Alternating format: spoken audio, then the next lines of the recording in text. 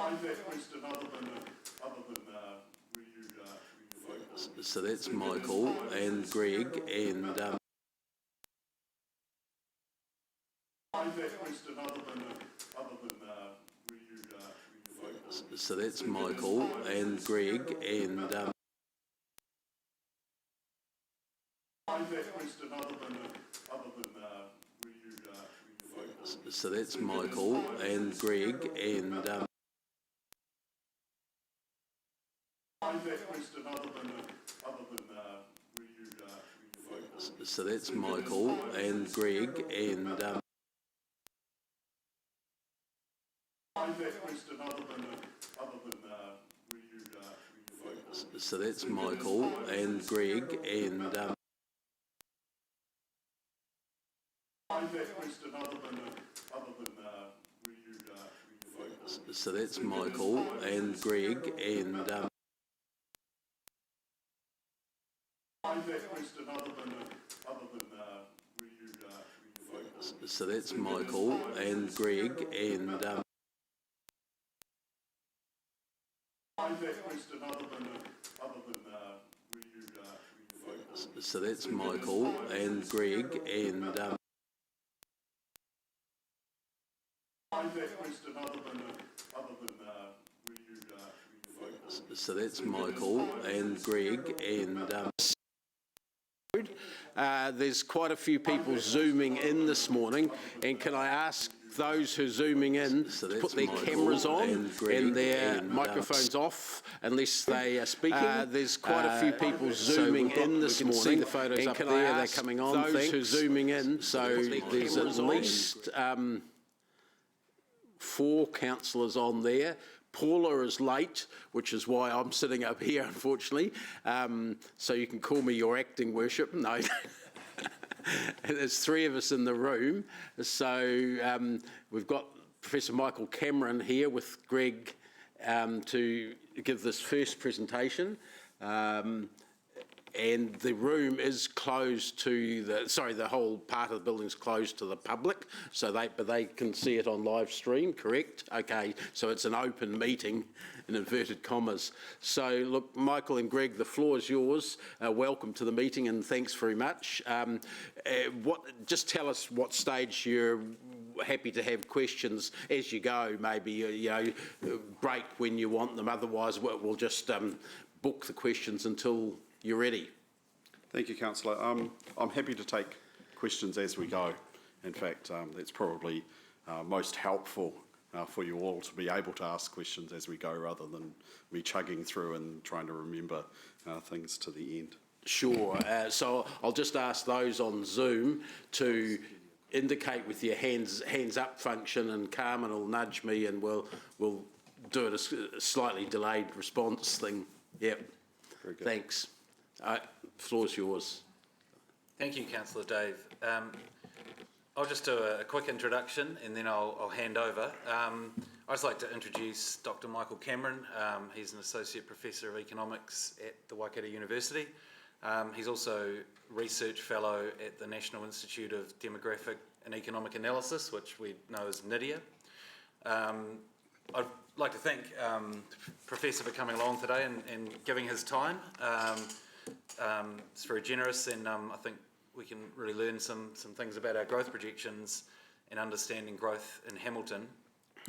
And I guess just from our staff and council perspective, Dr. Cameron is talking about demographic projections principally, so that's population, and then the council and so my analytics team, we do the growth projections, which is using demographic inputs, and we look at the spatial distribution. So do we think the growth is likely to be more in Peacocks or Rotukari or the infill, etc. So that's kind of our area, and Dr. Cameron is sort of basically the fundamental input into how big the city will grow or how much, and then our job is where will that growth go and why. So just wanted to make that distinction before we get underway, and I'll hand it over. Thanks, Greg. Maybe if we can jump to the presentation. Probably if we jump forward a couple of slides, sorry. just so I can give a little bit of background. That one, that's good. So the latest set of projections that I've produced is actually the latest of a long set of projections. My experience in doing projections for Hamilton City goes way back, as you can see, to 2007. In fact, I did work prior to that on projections when I joined the Population Study Centre from about 2005. But you can see that we've produced projections many times for Hamilton. So we've got a lot of experience in terms of producing these projections. We know Hamilton quite well. We know the data quite well. As you can see, this is just the latest of a long series of them. Okay, next slide, please. So what is a population projection? It's just a scenario of the future based on some assumptions that we make about births and deaths and migration. It's important for us to recognise, though, that a projection is not the same thing as a forecast. So a forecast is what we expect the future to be, but a projection is more along the lines of, if these exact assumptions about future births, deaths and migrations happened, this is what the population would be. And so if we think about the projection as being a scenario, that would probably be more accurate than a forecast. Right now, if we believed that the particular scenario in terms of those assumptions was the best scenario, then we could probably interpret it as a forecast, but they're not necessarily the same thing. If we can jump forward to the next slide, please. Okay, so Councillor Pascoe just asked earlier, before we started, where do the population projections come from? And it's actually reasonably easy to explain, because there's really only three things that happen with the population. People are born, people move from place to place, and people die. And so if you can project those three things, what we call the components of population change, then you can use those to project the population in the future. So this picture here is basically a representation of that. So we start with the population of Hamilton at some time t, so that might be 2019. If we add in some estimate of the number of people who are born in that year, subtract an estimate of the number of people who die in that year, add the number of people that we're projecting to move in, and subtract the number of people who are moving out, then we would, adding all those things up, we would have an estimate of the population at time t+1, so 2020. Right? And then we just repeat that process essentially over and over again, and that's what drives the projections moving forward. Next slide. So where does the data come from? Well, our best source of data about the population is from Stats NZ. And most of the data that we use comes from the census. The census is our best estimate of the population at any point in time. No matter what you believe about the most recent census, it still is our best source of information about what the population is at one point in time. And so in deriving these latest projections, we've used census data going back to 1991, where at least for the most part, the boundaries are pretty consistent. Right now, I know there's been some Hamilton boundary changes in that time, but for the most part, those boundary changes are pretty easy to deal with. Right. We also have data on past death rates, and we use that to create what we call life tables. Life tables essentially summarise the probability of death at different ages, and we can use that to estimate life expectancy. We can use that to project future life expectancy. We also have past births data. We know the ages of mothers, so we can use that to work out fertility rates. And so we use that we use that past data on fertility rates to project future fertility rates as well. We also have Stats New Zealand's own projections and what their assumptions are. And our experience up till now is if we do our own projections of birth rates and death rates, they don't differ too much from Stats New Zealand's own projections. So we actually don't do anything different in terms of births or deaths than what Stats New Zealand does. Yes. Sure. There's been a bit of, at least anecdotal evidence, that there's been a much lower flu rate in New Zealand, leaving aside coronavirus, in the last winter period, which obviously is the same in Hamilton. So would that have, your projections would have included a normal flu sort of death rate if there's a lower one? How do you take that sort of fluctuation into account, or is it sort of another year before that's sort of looked at?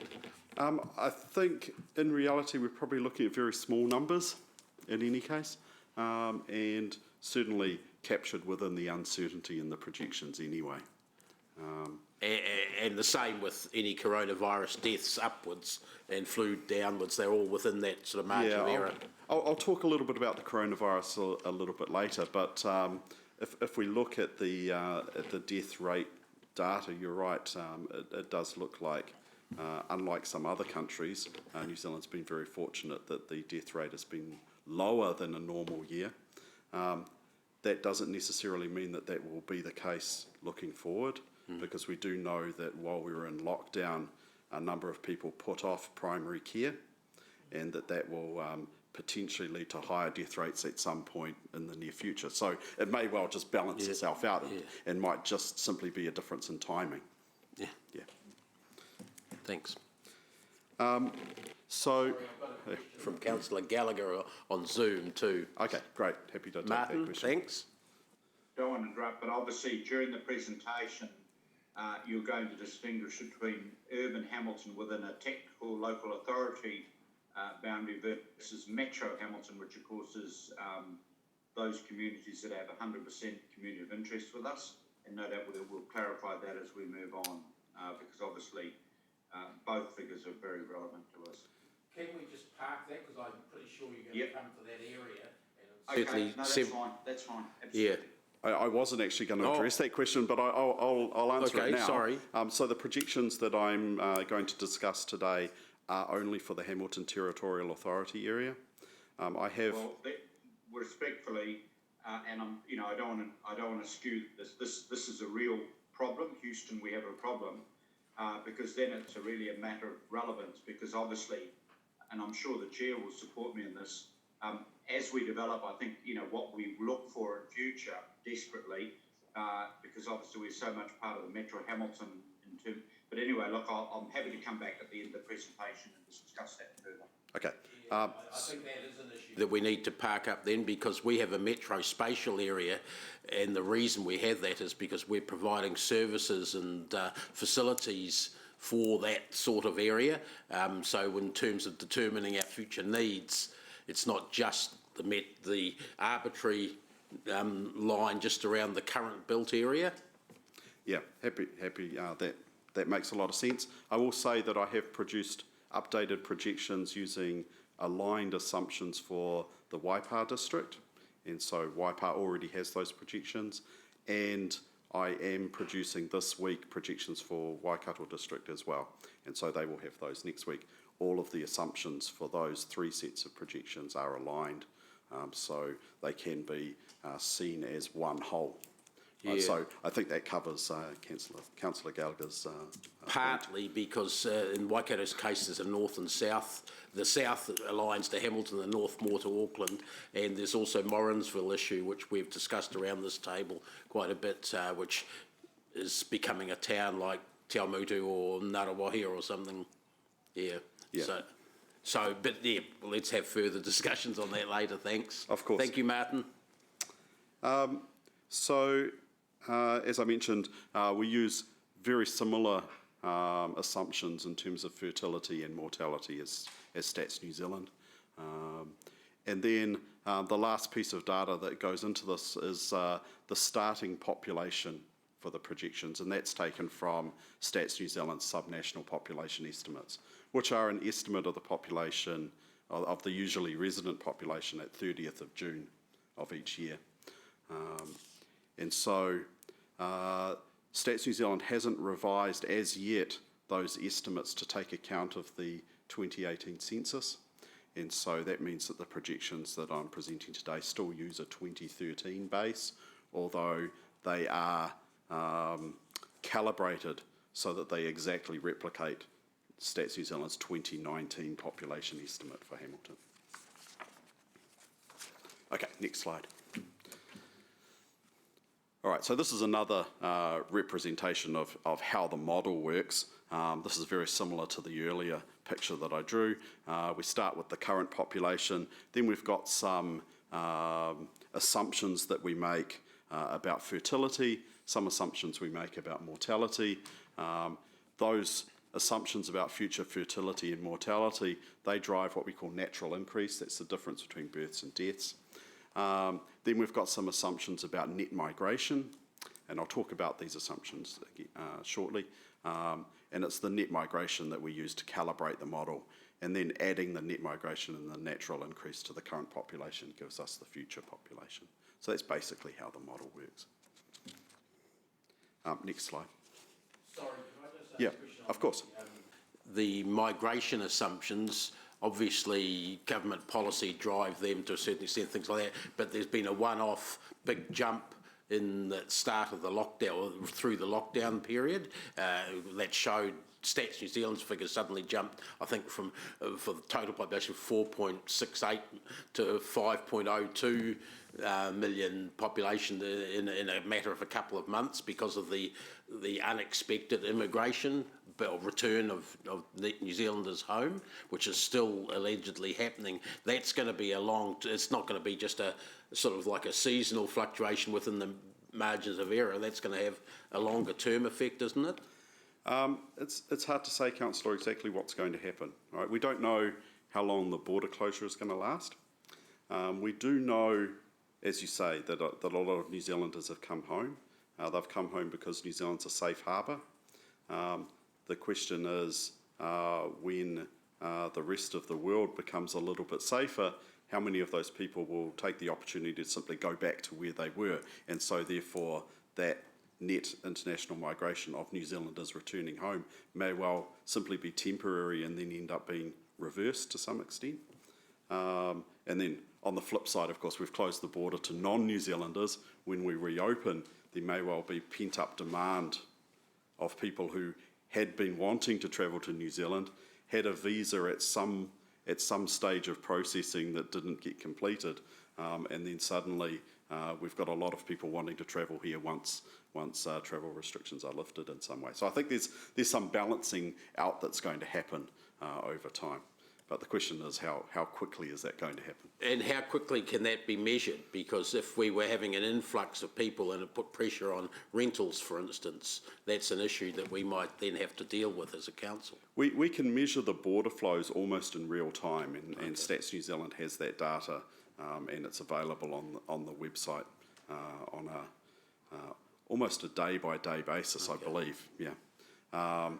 The question is how much of that movement is people who are going to be permanently staying here, how much of it is simply going to reverse as soon as the rest of the world becomes a little bit safer to return to, right? And so those people are only looking for essentially temporary accommodation here while they ride out the worst parts of the worst time of the pandemic. Okay, thanks. A question. This to me suggests this is projecting the population for the whole country. How do you then layer that specifically over Hamilton? Do you take the existing population and pro-rata it, or is there a bit more science behind saying if Hamilton's a desired place or not a desired place, we would get more or less of those returnees and or the immigrants? The interesting thing about models of this type, which we call the cohort component model, is that we can apply the same model for Hamilton as what we would apply for New Zealand as a whole. The assumptions, of course, are different, and the way that we would interpret migration is different as well. So actually, the model that I'm using just projects for Hamilton. It's a separate model from the model that I use for Waipa because it has different assumptions, right? The architecture of the model is the same, but the assumptions that go into it are different and they're specific for Hamilton. So what sort of assumptions would you use for Hamilton that might be, say, different to, I won't take the other two, but maybe Palmerston North or Dunedin, which are kind of similar size, and Tauranga, which is also a growing city too. You've preempted my next two slides, okay, I'll Councillor. shut up. I'll shut up and let you present. So I will. I'll address that in a moment. Okay. Okay, so here's where the assumptions come from, the very next slide. So as I said, the base population is the usually resident population estimate from Statistics New Zealand. We're using as a base for this model the 2013 population, but then as I said, the model is calibrated so that it exactly replicates the 2019 population. So we can think about these projections as being based on 2019 population. Even though the model actually runs from 2013 to 2019, it simply does that to replicate the 2019 population. The fertility rate, we follow, as I said, the Stats New Zealand projections. That projected fertility rate is based on past birth rate data for Hamilton, with a projection for what they expect it to go into the future. Now for Stats New Zealand, that is a declining fertility rate. That's at the national level, and for every territorial authority, they assume that the fertility rate's going to decline slightly. And then from 2031 onwards, it's just assumed to be flat. Life expectancy, again, similar story. I use the Stats New Zealand, or something that's very close to Stats New Zealand's projected change in life expectancy. And that's different for every territorial authority, and it's based on past mortality data for each territorial authority. So again, that's different for Hamilton from everywhere else. Life expectancy is expected to increase, and then from 2031 onwards, we assume that that's flat. Next slide, please. Probably the most important assumptions, though, relate to net migration, and this is where our methodology differs most substantially from Stats New Zealand. Stats New Zealand, as some of you may be aware, simply projects one single number for net migration and uses that. Now, of course, they assume some age distribution to work out the age of those of the migrants. Our feeling in the past has always been that that's a very clunky way of projecting net migration. It doesn't do a good job of accounting for the size of a territorial authority and how that changes. So if you assume, for instance, net migration over a 5-year period, I can't remember off the top of my head what exact numbers are, so I'll just make some up. Let's say that they're assuming 2,000 extra people every 5 years. They just assume that it's 2,000 every 5 years, even though Hamilton may have grown in that time, and 2,000 represents a smaller proportion of the city. And so that has always struck us as being a little bit odd and a little bit inconsistent with what we would expect to see. And so we adopt a different approach, which is we use net migration as a rate. So we have age-specific net migration rates, which allows that as the population changes and as the age distribution of the population changes, the amount of net migration changes as well, and as well as the age distribution of the net migration changing as well. And that, again, is based on past observed data for Hamilton. It's based on intercensal migration. So we look at one census, we look at the next census, and we can work out from that, also having known the number of births and deaths between those two times, we can work out how many migrants there have been and the ages of those migrants.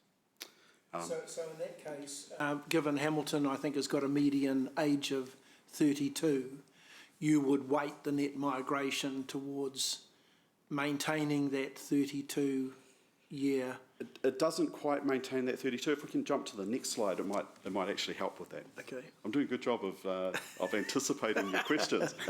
This is the net migration profile for Hamilton City. This is for females. This is for let me get the lines right. The red line, if you can see the colours well enough, is the past data between the 1996 and 2001 census. The blue line is our projection of those rates. And you can see that there's this big increase in the rates around late teens. That should be no surprise to us because that's people coming here for university. And then early 20s, there's a big outflow. That's people who have graduated and are moving elsewhere. And you can see that, that those net migration rates vary by age, but you can also see that it's picking up the key features that we would expect for an age profile. A 70 age bracket, it's less than you expected, which probably says they're going somewhere else to retire, like Tauranga.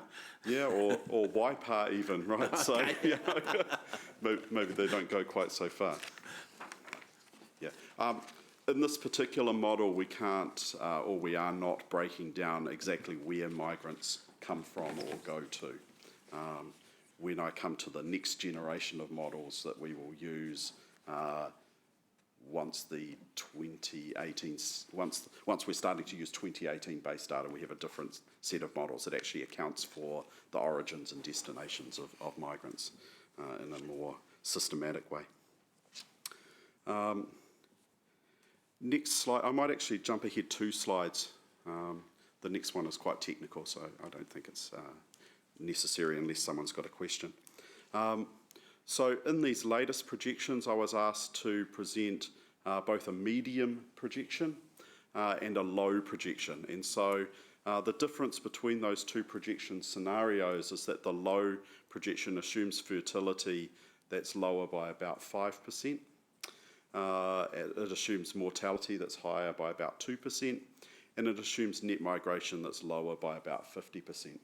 And those numbers are based on what the past distribution of fertility, mortality, and net migration has been at the territorial authority. So we know that there's uncertainty in these things. They bounce around a little bit, but there's the least amount of uncertainty in terms of mortality. So that's why there's only a 2% difference there. Fertility is a little bit more uncertain, it changes a little bit more, and migration is extraordinarily uncertain, and that's why the low scenario makes such a big change to the net migration. I will also note some recent work that I've done with Len Cook, who you might know as our former national statistician, and Kim Dunstan, who's at Stats New Zealand, looking at high, medium, low scenarios, particularly looking at the ones that we've previously done for the territorial authorities in the Waikato region. Those scenarios, high, medium, low, do a pretty good job of capturing the uncertainty in projections, because all projections are uncertain.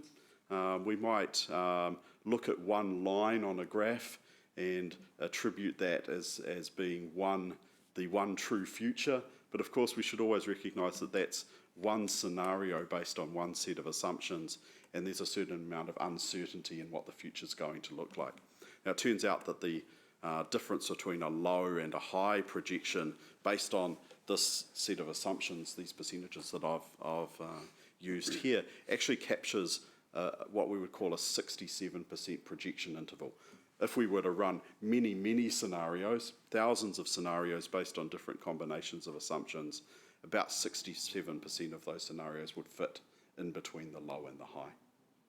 Right, so it gives you some sense of upside risk relative to the median projection and downside risk as well. But of course, I was only asked in this instance to provide a medium and a low, so it's going to give you some idea of downside risk, but not necessarily upside. Can I ask a question? Sure. Margaret, sorry, yes, go on. Are we questioning now, or is it not the right time? Margaret, now. Sorry, I'll just turn my volume up. I'm just interested in how long or how far out you're projecting these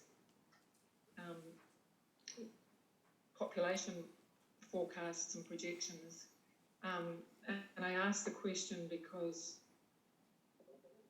world population by the end of the century is expected to decrease for the first time ever. So, I mean, I'm just looking for some sort of alignment, I suppose, between your projections and how long you're looking out for or out to, and what the world trends are with an ageing population and a lower fertility rates. Very good. An important question. Even though my slides shortly are going to say that it goes to 2061, it's actually 2063, I believe. So that's the horizon that we're projecting to is 2063, which I believe aligns with the long-term plan. Is that right? I think that's where that horizon was set up. So we're not going beyond 2063. We could. Right, it would simply mean running the model for slightly longer, but in this instance, I'm only presenting to 2063. Okay, fine. I'm just thinking about the consequences, or we're making decisions based up to that point, and yet we have some indications or further projections that actually things are going to change markedly after that time for the next 40 years. I'm just interested in what that means for us. Yeah, you'll see when I present some of the results shortly that actually the population growth slows, and that's consistent with an aggregate total population of the world that is slowing. That the distribution between countries is going to change quite substantially, and indeed the distribution of population within countries, even within New Zealand, is likely to change substantially in that time as well. So when I run projections for territorial authorities other than Hamilton, the projections don't necessarily show that the population is going to grow. So for instance, Waitomo district, right? The projections there are for declining population, not for growing population. So this isn't a mechanical, I run the model and it shows that every territorial authority is going to grow, right? If we use plausible assumptions, it tells us things that we might expect to see, which is that Hamilton is growing faster than other parts of the country, and that there are other parts of the country that are growing slower, or indeed projected to decline in population. Sorry, Yeah.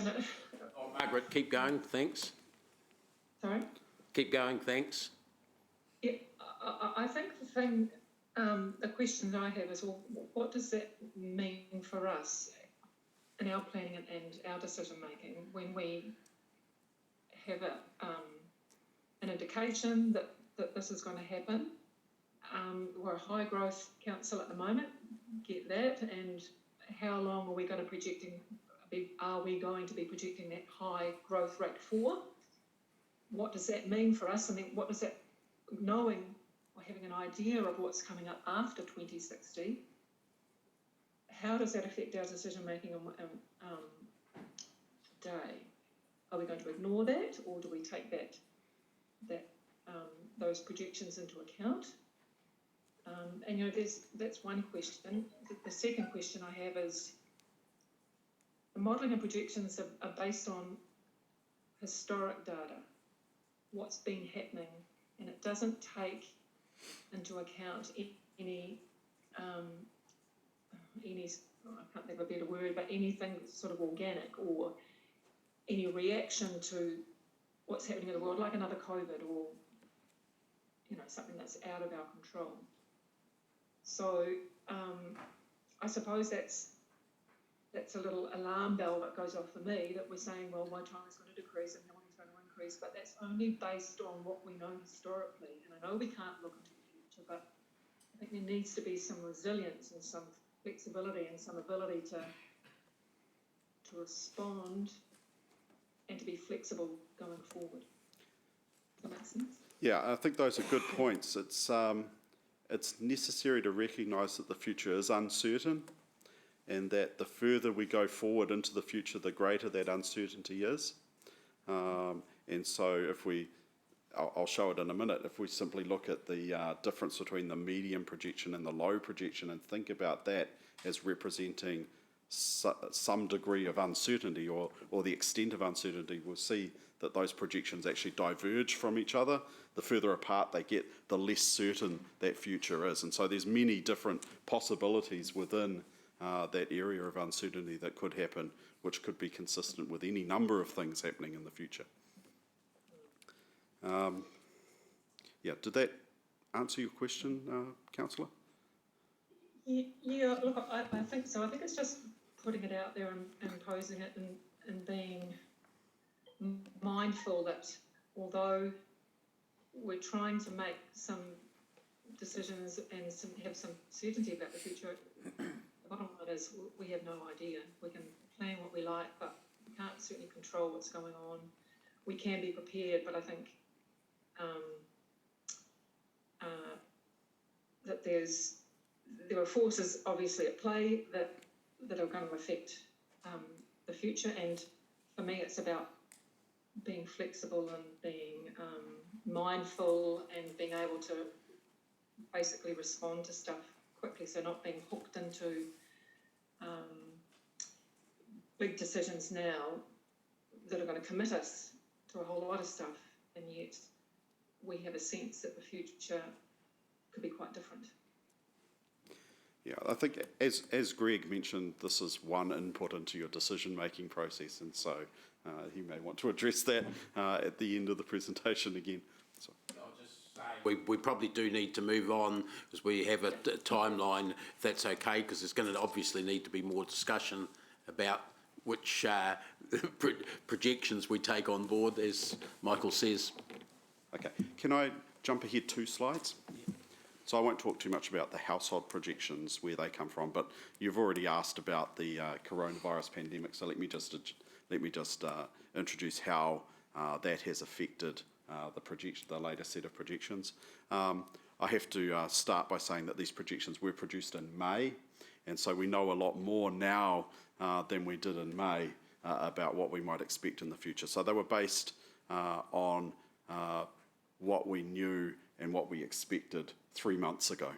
And so at that stage, it seemed pretty clear that there was going to be no net impact on mortality for New Zealand, that we were very fortunate in the sense that we weren't seeing large numbers of people dying. And despite any media to the contrary, it seems unlikely that there's going to be a large impact on fertility either. And probably very little impact, if any, on internal migration within New Zealand. Anyone who was planning to move to Hamilton and couldn't do so as a result of the level 4 lockdown probably simply delayed their move and then moved later, right? If we'd stayed in lockdown for a much longer period, that might have changed. So that means that the only big change is to net international migration. And that makes up around 80% off the top of my head of Hamilton's net migration each year. And so I assumed a complete reduction to 0 in that net international migration for a period of 12 months, which at May seemed like a reasonable assumption to make, and having discussed that with colleagues who know a lot more about migration than I do, that seemed like a plausible assumption at that stage. Except that with more New Zealanders than expected returning home, how much does that outweigh things? The internationals coming here. Again, I think it washes out with fewer internationals coming here as well. So a lot of that bump in migration happened prior to the lockdown, and since the lockdown, we've had, of course, much fewer than normal. And probably in terms of looking at these projections, the fact that the border closure is going to last for longer than I projected probably means that these predictions are closer to the reality than they would have been otherwise. I'm just thinking about the stories that we were getting, and with statistics on the numbers of people going into the 2-week isolation period, and they were running out of hotel space because they had underestimated how many were going to be coming back. And I guess they weren't all Kiwis returning home, but for the stories go, the majority were. No, and also they're not all coming to Hamilton. No, but right, so we would get our percentage of them. We would, yeah.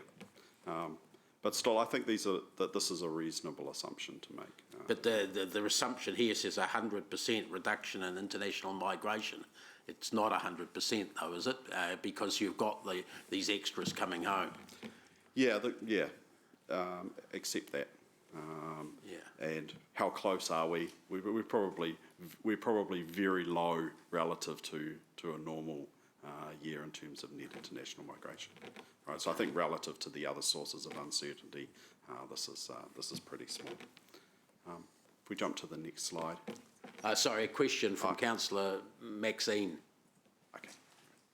Kia ora, and thank you, Professor Cameron. My question is with regard to the migration, the net migration. There'll be workers displaced from their jobs due to the COVID, and that Hamilton being an education hub, might we expect that New Zealanders could come into Hamilton to take up that study and the opportunity for further work or progressing their work? How might that impact on those net migration numbers? That is a good question. Given that I work in that sector, let me speak about it from personal experience. Because I teach first year, I get to see new students, and I can say there hasn't been a big bump in new students this semester, domestic students. It may happen next year, but of course, a lot of our students actually do commute in from the surrounding region each day, right? So they're not necessarily moving to Hamilton to take up study. They are travelling from Matamata, or they're travelling from Morrinsville or wherever to come in and study. So while we might see a bump in our domestic student numbers next year, that doesn't necessarily mean that we'll see a large number of people migrating to Hamilton necessarily. Yeah. Okay, thanks very much. Just supplementary to that, we're the largest town in the Waikato. We might also be assume that we have the best and most sensible work opportunities, and might that have played any difference? Yeah, again, probably a similar answer to that as well, right? If there are work opportunities in Hamilton, some people might move to Hamilton, but others might simply commute. But it's a difficult question to answer, and not something that we've got necessarily good data at this stage in order to support one way or the other. Kia ora, thank you. Thanks, Chair. Okay, we can jump to the next slide.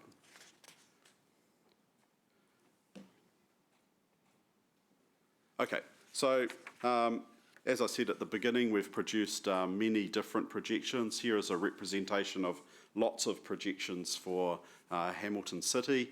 It includes the period going back to 1991, so that's population estimates up until 2019, and then projections looking forward. And what you can see there is not just the University of Waikato projections, but also the Statistics New Zealand projections as well.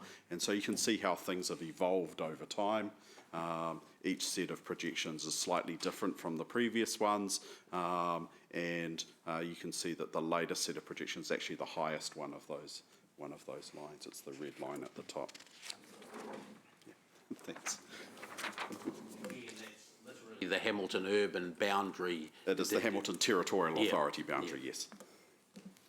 Can I just ask a question on that? Yeah, thanks, If you look at the 2061, where we're up to, the highest estimate there is 268, that's only an 88,000 person population increase in 40 years. That, if you averaged it over the 40 years into decades, is, sort of less than, or just over 20,000. If you go back the last 4 decades, our population growth has been, on average, in each of those decades, somewhere between 20 and 25,000.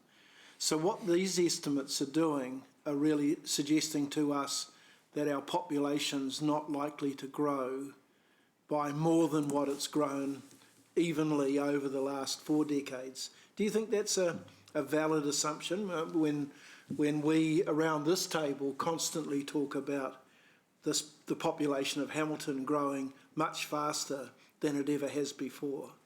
I think that this is a reasonable set of assumptions and a reasonable output from those assumptions. If we simply look, I know that these the estimates here go back only to 1991, but if you simply look at the trajectory going forward from 1991 through 2013 through to 2019, and then follow that through on the projections, you can see that the trajectory is pretty consistent, right? And so using past data from nearly 30 years, from 91 through till now, I think gives us a good indication of the future.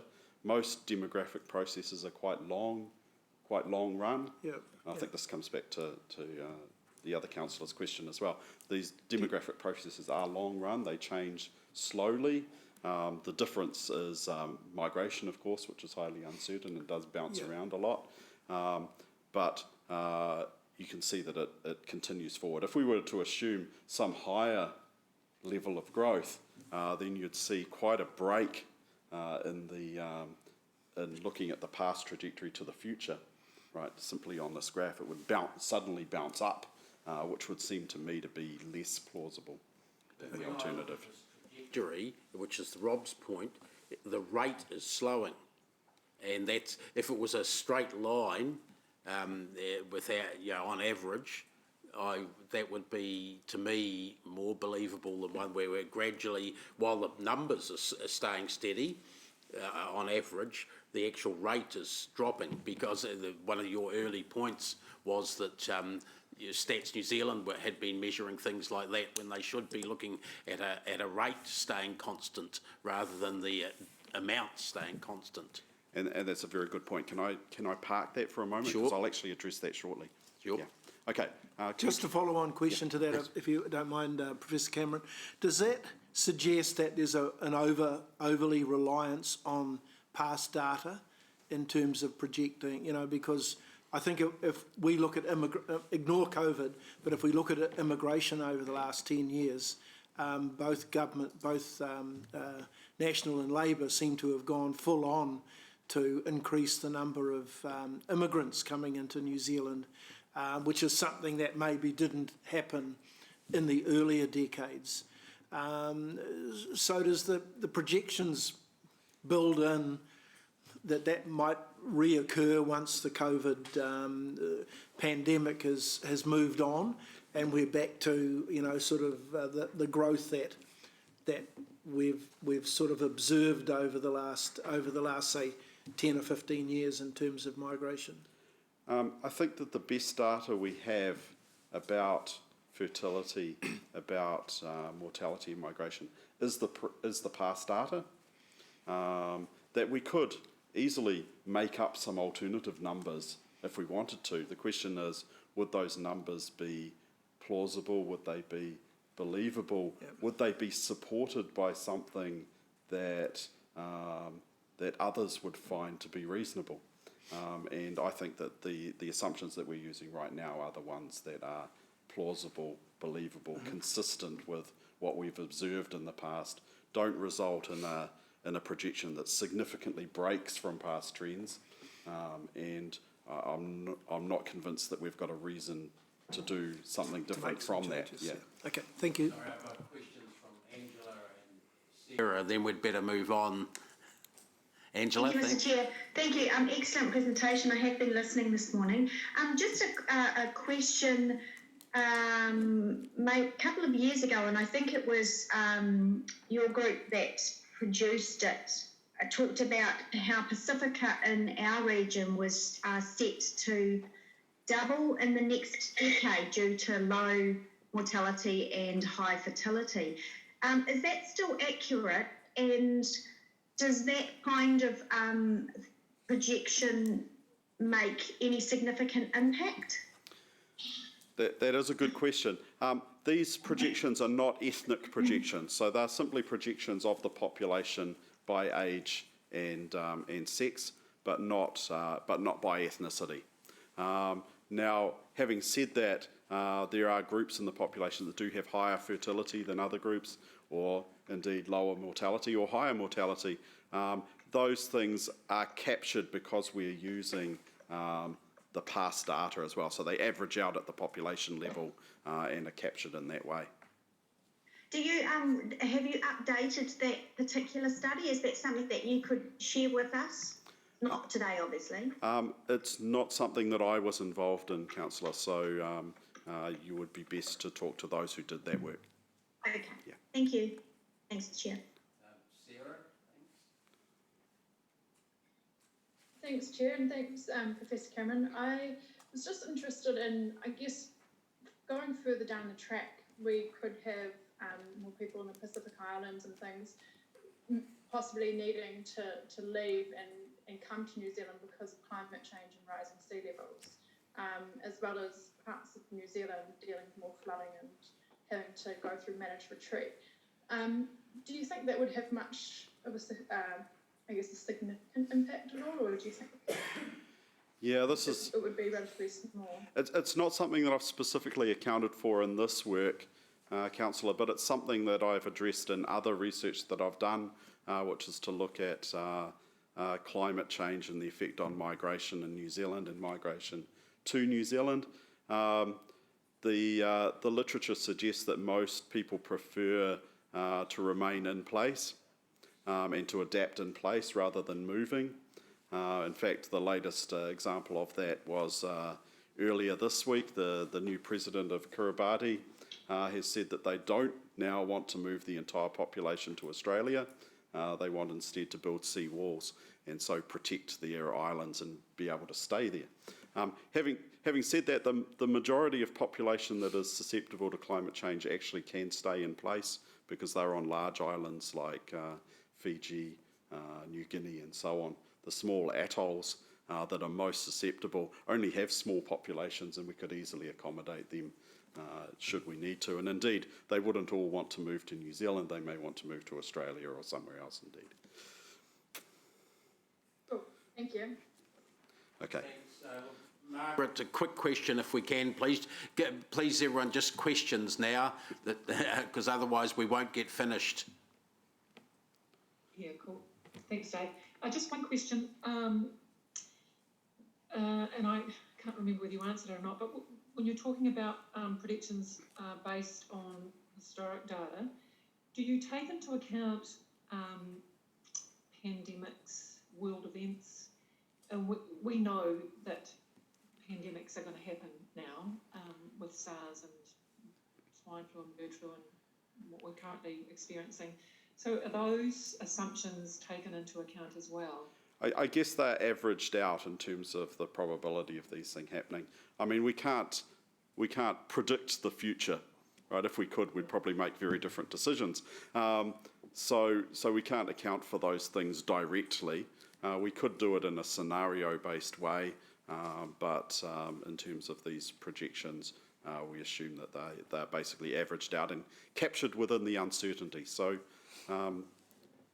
if you don't mind, with that in mind, yeah, the answer is no. With that in mind, if we can jump to the next slide, which shows the medium projection and the low projection, and so it gives you some sense of the uncertainty in these projections. And as you can see, let me get the numbers right. Oh, Greg, can I Oh, that's easier to read.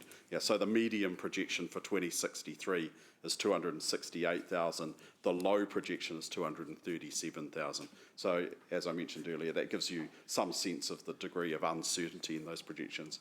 And notice that they do diverge over time. They get further apart. So uncertainty in the future is greater, and the further in the future we go, the greater that uncertainty is. And if we actually keep going at the same rate as we have been for the last decade, it would be higher still. Yeah, so if we had a high projection on there as well, you can probably, without having run it, that it would be roughly 30,000 higher than the medium as well. Thanks. The next slide actually answers Councillor McPherson's question, which is about why is it that the projections are levelling off a little bit, that they're not accelerating, that they're not linear going into the future, and it's because of the components of population change. So this graph here disaggregates the change in population each year for Hamilton between natural increase, that's the difference between births and deaths, which is the light blue colour on the bottom of each bar, and the the net migration, which is the dark blue at the top, and the red line is the total population change from year to year. And you can see that that migration's not projected to change very much in absolute terms all the way through, except for the bit that's sort of eaten out at the beginning there, which is the impact of COVID in these projections, right? So you can actually see what it's doing, right? It's eating a chunk out of the net migration change. But natural increase is projected to decline, and declines quite substantially, and that's reasonably easy to explain, right? There's a few things that are going on here. Firstly, fertility rates are declining, right? But the bigger impact here is the ageing of the population. And so the proportion of people within the population who are of prime age, right, those that are having families, is projected to decline. And this is a trend across the whole country. It's a trend across all Western countries, all developed countries, that the population is ageing, and older people don't have children, right? And so that natural increase is projected to decline. And so that's where the levelling off of the population is happening. Is that a national average applied to Hamilton? Because we've certainly had statistics that say Hamilton's average age is younger than any other metro area. Yeah, so actually the trend is the same across the whole country, right? Every territorial authority in New Zealand has been ageing, so that median age has been increasing. It's increasing faster in some areas than others, you're right. But it is increasing everywhere, right? And so some territorial authorities, that natural increase is actually natural decrease very soon, right? And so deaths outnumber births for some territorial authorities in the very near future in their projections. In Hamilton, our younger age profile means that we are somewhat protected from that for some time, right? And it's not till the very end of the projections that we get to the point where the number of births and the number of deaths actually matches. Thanks. Right, and so it's basically that which is driving the slowing down, right, of the population. Right, the migration is remaining about the same, but it's the natural change in the population which is declining. Do you think that will be protected for longer than perhaps the rest of the country, given that our median age is lower, in the sense that it will continue to attract people to the city because of there being an active workforce and people who are able to work? We're absolutely protected from natural decrease for now because our population is younger. Our population remains younger. It's projected to remain younger than the rest of the country. That doesn't mean that it's not going to continue to age. Right? Our population does continue to age. The median age does continue to increase, but still remains younger than the rest of the country. Yeah. Okay.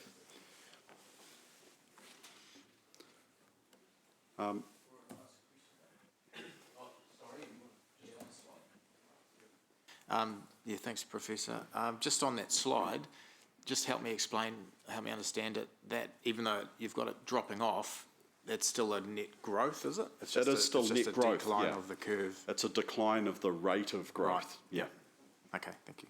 Yeah. So on the earlier total projection, you will have seen that it grows, but it sort of starts to level out a little bit. That's because the number of people in total being added to the population is less and less each year, right? And it's simply, as you can see, driven by that change in natural increase, which is in itself driven by the ageing of the population.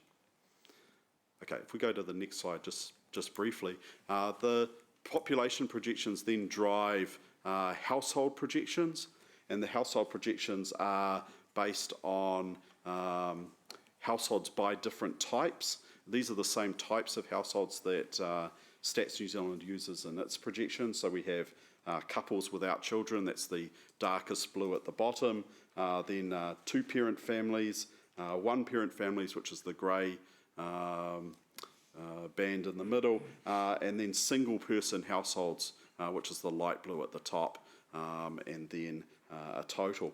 And you can see that the largest growth by types of households is couples without children and people living alone, and that drives the majority. And that also comes back potentially to some of the other things that we said, right? Older people are more likely to live alone, they're more likely to be couples without children, and so that's what we see when we do the household projections as well. Accommodation that suits those types of families in going forward in the future.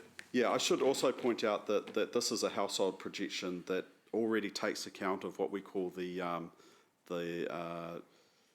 population that's not in households, so retirement villages and so on. People are subtracted out of the population before we do these projections. So some of the ageing of the population is captured by the fact that we'd have more people.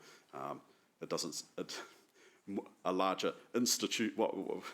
What technically is called an institutionalised population, which is basically everybody who doesn't live in a household. Yeah. Maxine, one question? I just wonder where our student population fits into that latest graph, Yeah. and the flatmates, etc. Okay, so there's two ways that population is captured. There are multi-person households, so that's people in flatting situations, and then there are those students who are in student accommodation. And the students who are in student accommodation, they are not captured in here because they're not in households, they are institutionalised. Yeah, I don't like that terminology for obvious reasons, but it is what is used. So. Good, thank you. The next slide actually answers an earlier question, which is what would we do, or how big is the impact likely to be from something like the pandemic?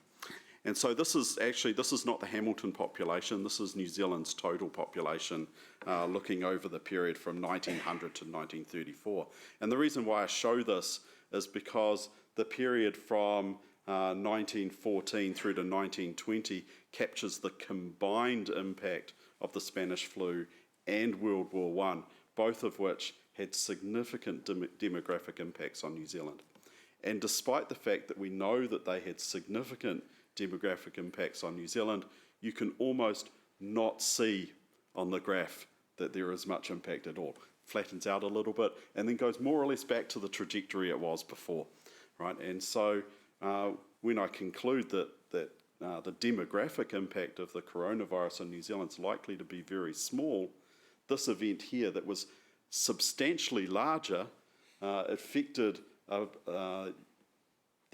population that was, the population that was most affected was much younger than the population that's affected by coronavirus.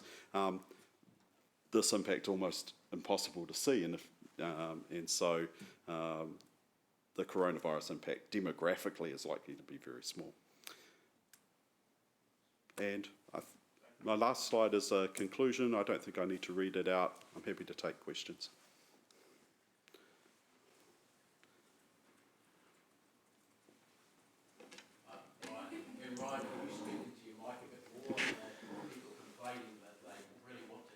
Oh, it's so good too. All right, hopefully they can hear me now. Just on that last slide, if we could flick back with the Hamilton household projections, Is this, I'm just trying to work out roughly on a year by year in terms of our planning, is that roughly a 500 per house compounding year on year that our city's sort of needing in terms of a supply? Is that new housing? Off the top of my head, I can't, I don't have the numbers. I was just trying to extrapolate into some sort of useful... But we're going from, I haven't got the numbers in my head, councillor, sorry. So we're going from around 50,000 households up to around 110,000 households over that period. So that's a 50-year period. So yeah, I think Gregory, you're right. the mathematician there, he can work something out for me there. Yeah. Thank you. Martin, thanks. Thank you. Look, there's observations. We actually have questions. Well, the question, I guess, is you will come back to us on the metro issues, but secondly, can we just zero in on the impact of so-called super cities like Auckland and how things like 3 inland ports we have and all the stuff that we're having being developed here? What overseas evidence do we have that if you have a sort of so-called super city, the impact it makes on its surrounding major metros? And I'm thinking Melbourne, Sydney, London with the sort of southeast in terms of, as motorways, we have expressway finished nearly, and we have a train service aspirational going in, fast train. What impacts does that make for people to contemplate living part of their week in Hamilton and commuting to super city Auckland or along that commuter H2A corridor for activities and work, and also the evolution of what we're doing now, Zoom, remote technology in terms of settlement patterns? Those are very good questions. I can address the first one of those based on the literature, the research literature that I'm aware of. The impact of actual infrastructure like roading, like public transport on the population distribution is actually relatively small when you look at cities relative to satellite cities. It's much bigger when you look at the settlement pattern within a city, right? So it affects where people choose to locate within a city, but the impacts on city size are statistically difficult to establish. The impact of Zoom, the impact of video conferencing on population distribution, I'm not aware of anything at this stage. It would be purely speculation. So I guess there's two further questions. We've been, one of the things for the super fast train service is a notion that if you have a 1 hour or 1 hour, 20-minute train to Auckland, then Auckland, Hamilton, H2A becomes one labour market. And secondly, the question would be in terms of technology, in terms of house prices, people not being able to afford to live in Auckland. I know that's a variation, but trying to find somewhere in the Waikato that is more easier for them, but the technology and motorway rail helping them in terms of the work stuff. I think those are the same questions reframed, aren't they? That's right, and I think... The same question, but the problem I have with respect is, I guess what I'm looking for is any new data, any new research, dare I say it, is going to be critical to the city, and the claim that a fast train creates one labour market, obviously we need to flesh that out, or whether it just makes us a much more appealing place to live and work purely because people can whiz up to Auckland, and enjoy Auckland amenity, and that adds to our attraction. Yeah, Martin, I think you're getting I think you're getting into a discussion which we're going to have quite soon, but it's not really. We're trying to finish the presentation because there's other things this afternoon. I think we've identified to Jen and management that this is just the initiation of a discussion, not the end of it. And she's put her thumb up to agree. Good on you, Jen. Maxine, thanks. Okay, it was left up from before. Okay. Is there anything else you'd like to conclude with, Michael? No, I'm happy there unless there's other questions. Okay, it doesn't look like there are. I'm looking around the room at all two other councillors. Thanks. Thanks very much for the presentation. Councillors, we're going to take a break now because the Mayor is on her way in to be here for all of the public excluded sessions. So thanks, Michael. Yep. And we'll just take it should be 10 minutes with a bit of luck, but we'll stay around.